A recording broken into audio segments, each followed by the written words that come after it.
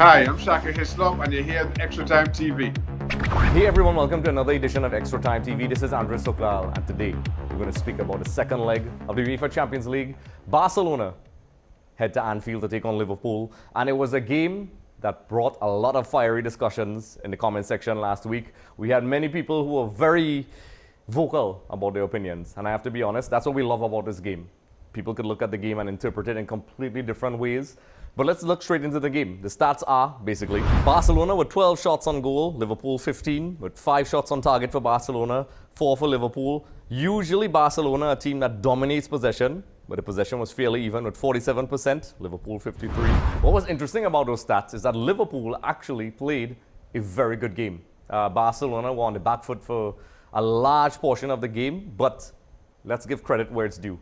Vidal was amazing, Gerard Piqué was amazing, and Barcelona are playing a style of football that you usually don't associate with them, and you have to give credit to Ernesto and those guys, because Barcelona have devised a style of play this season where they are able to sit back and defend if they have to, and that is very admirable. For many years they were accused of being very one-dimensional possession style football, which was inaccurate. I didn't totally agree with that because they didn't need to, because they usually dominated possession. And you know Klopp was going to come with an attacking style of play with 3 forwards, and Barcelona were on the back foot. At one point in time, there was a penalty call against the run of play for Messi, which we'll discuss in our new segment. Let's ask the ref, with one of our FIFA-sanctioned referees, Michael Ragunat. Check that out in the description below.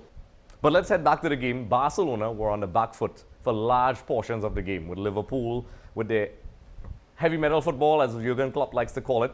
They attacked, and listen, they had very clear opportunities to score goals. Mane had a very clear opportunity. Salah had a very clear opportunity. They should have taken those chances. It would have changed the dynamic of the game. But this is a game where you speak about taking your chances. And Barcelona sat back, absorbed the pressure, and the goals came from an amazing Suarez goal. It looked very simple at first, but it showed a lot of synchronization from the wing-back of Barcelona. You know, Alba whipping it into Luis Suarez, the former Liverpool striker, who had no problem celebrating in front of Liverpool fans, away fans who were there. He completely enjoyed himself, and I know a lot of Liverpool fans did not take too kindly to that. Coutinho did not have a great game. Credit must be given to Ernesto and his men, because when they were being bombarded by Liverpool, he brought on another defender, took off Coutinho, and that made a huge difference. Semedo came on, and he added a lot of defensive strength on the wide side of the field, which definitely gave Barcelona a lot of room. Leo Messi, of course, being the difference maker. That amazing free kick that everybody's talking about. You know, if I'm Jurgen Klopp, you're playing really well, and then Leo Messi scores a goal like that, what do you do?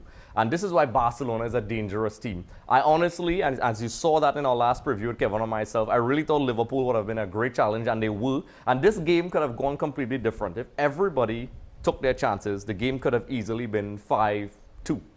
But unfortunately, I think Barcelona would have still come away with the victory. But I think Klopp would have liked to go back to Anfield with a 3-1 or maybe a 3-2 if Salah took that chance. And I was very shocked a player of Salah's quality did not take that chance. I thought he was going to bury it for sure. And 3-1 definitely would have made the tie a bit more complicated. Heading back to Liverpool at home, it seems as if they have their work cut out. But they can take some, you know, positives from this. They did create a lot of chances, but they are focused on the league. They recently played Newcastle today and won at the last minute. Will fatigue play a role in this? Because they're going to have to attack Barcelona, and this is going to play straight into their hands. And Klopp is going to have to play fiercely like he always does. A lot of people are criticizing and saying Klopp plays wonderful football, the attacking heavy metal football as he calls it.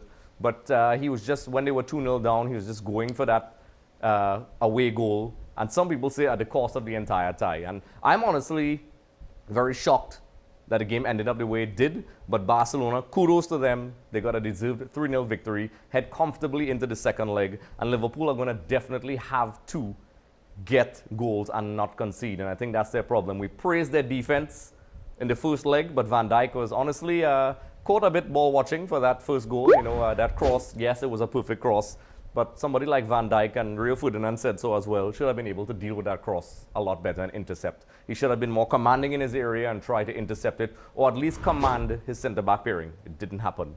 So Liverpool will now have to attack and not concede goals. The pressure is on them. Liverpool are also focusing on the Premier League. That's going down to the last game apparently.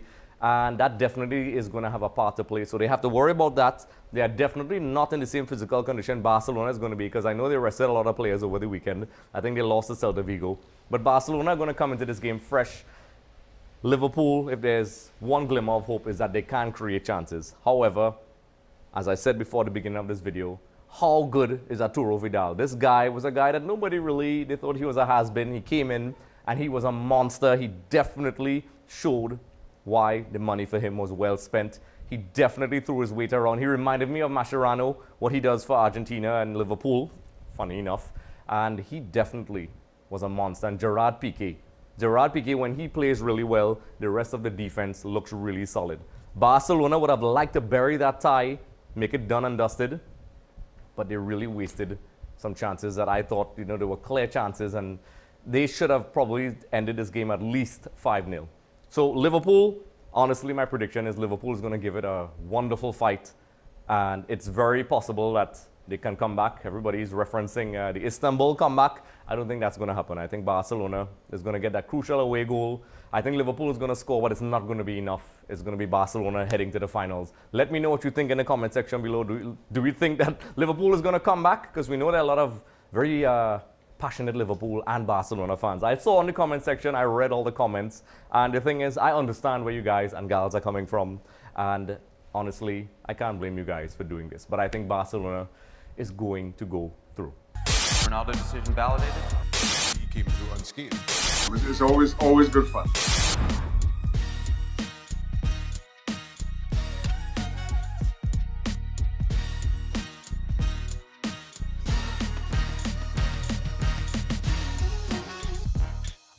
Thanks for watching. If you want to check out more, look at this video, and don't forget to click the subscribe button, because when you do, one of your enemies will be destroyed.